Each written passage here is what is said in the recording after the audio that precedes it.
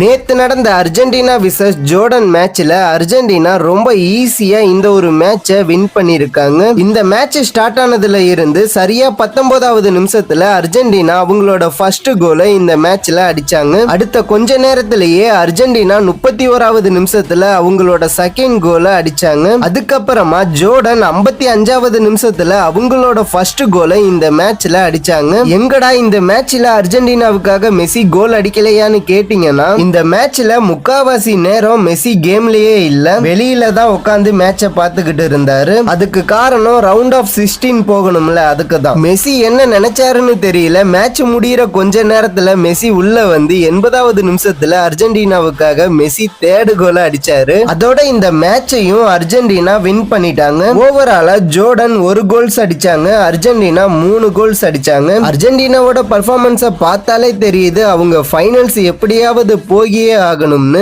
இன்னைக்கு night Brazil versus Japan match நடக்க போகுது. அந்த மேட்சை பத்தின அப்டேட்ஸ் உங்களுக்கு உடனே நான் சொல்றேன். இன்னைக்கு இந்த வீடியோ வரத்துக்கு ஒரு காரணம் இருக்கு. நேத்து ஃபுல்லாவே எங்க ஏரியால கரண்ட் இல்ல, அதனாலதான் இந்த வீடியோ இன்னைக்கு மட்டும் லேட்டா வந்திருக்குது. இனிமே நடக்க போற எல்லா மேட்சஸும் நம்ம உடனுக்கு உடனே தெரிஞ்சுக்கலாம். இப்பவே நம்ம யூடியூப் சேனலை சப்ஸ்கிரைப் பண்ணி வச்சுக்கோங்க.